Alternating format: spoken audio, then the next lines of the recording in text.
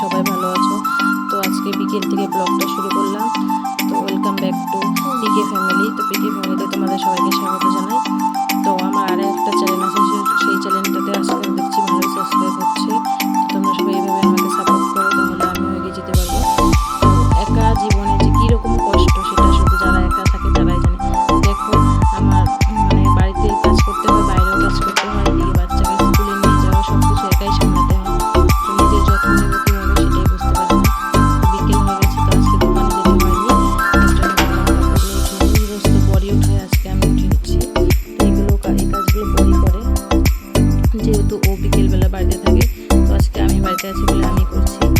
তো এমনিতে দেখো রোজ আমি দোকানে যাই, দোকানে আমার এত ঘুম পায় দুপুরবেলা যে চোখ খুলে রাখতে পারি। তো আজকে বাড়িতে এসে আজকে আমার চোখে একটু ঘুম পায়নি। তাই বলছিলাম যে যেদিন কাজ থাকে সেদিন ঘুমও পায়, আর যেদিন কাজ নেই সেদিন ঘুম নেই।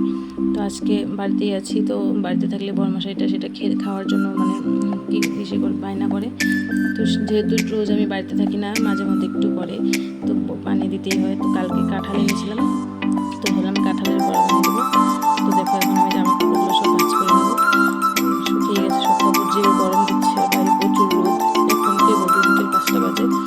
একটু করে বাবা টিউশন আসবে, তো সেই জন্য বিছানাটা ঘরটা ওগুলো একটু ঝাড়াটা দিয়ে দেবো। তো এই বেড কভারটা শুকিয়ে গেছে, ভাবলাম এটা ভাঁজ করে রেখে দিই। তো আবার ওটা পাতাটা ময়লা হয়ে গেলে এটা আবার কেটে দেবো।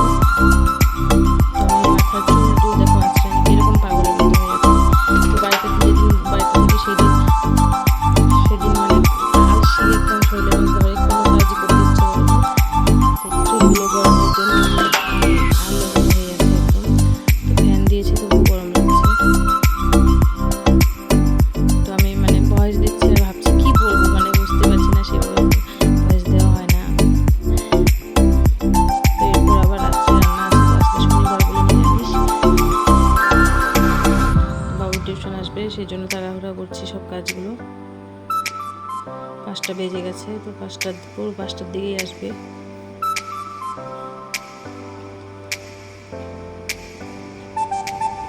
তো এই চাদরটা আমি ফ্লিপকার্ট থেকে নিয়েছিলাম, তো কোয়ালিটি তো ভালোই। চাদর কিন্তু বেড কাভারটা অনেক বড়।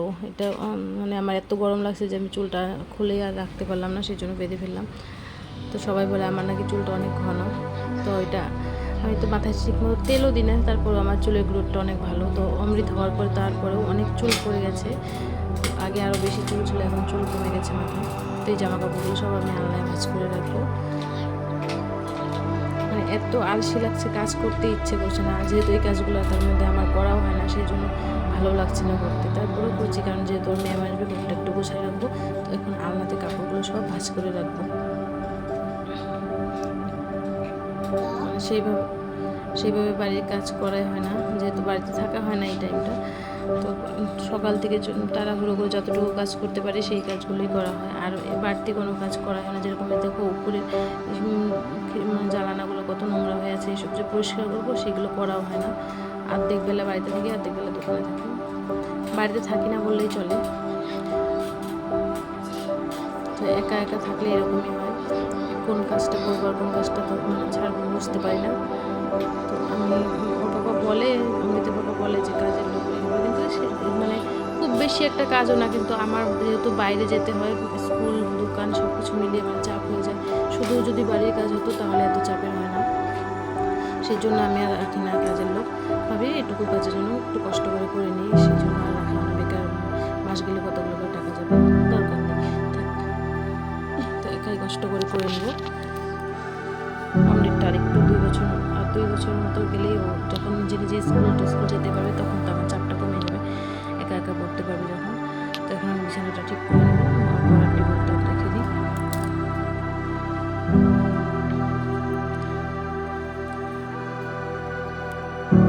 আসলে আমি বুঝতেই পারছি না কি বলবো, সেই জন্য থেমে যাচ্ছি। অনেক লোকে ভিডিও দেখি, ওরা কি সুন্দর পরপর পার্ট বাই পার্ট কথা বলে, ভিডিওগুলো এডিট করে। সেভাবে আমি এডিট করতেও জানি না, সবার কাছ থেকে ভিডিও দেখে শিখছি। নতুন যেহেতু ইউটিউবে এসেছি, সেই জন্য সবারটা দেখে শেখার চেষ্টা করছি। তো তোমরা সবাই আমাকে সাপোর্ট করো।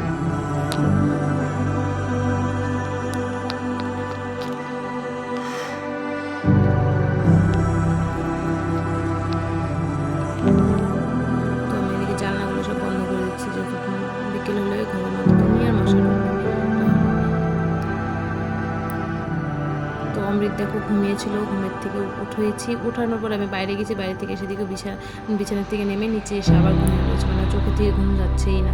তো আমি এখন ঘুমটা ঝাড় দিয়ে নেবো। ওকে উঠতে বলছিলাম, উঠছিলই না, ওর চোখে এত ঘুম। 5টা বেজে গেছে, তাও ঘুম থেকে উঠে ওর বাবা ওরা দুজনে মিলে ঘুমিয়েছে, উঠেই না। তো ডেকে উঠালাম দুজনকে, যেহেতু ম্যাম চলে আসবে, তাহলে উঠলো, না হলে সাথে সাথে উঠলে পড়তে চাইবে না, পড়ার মনই বসবে না, সেই জন্য উঠিয়ে দিয়েছি আগেই, 10 মিনিট আগেই উঠে দিলাম। পরিষ্কার করে রোজ তো এই টাইমে থাকা হয় না বলে এইসব কাজ করা হয় না।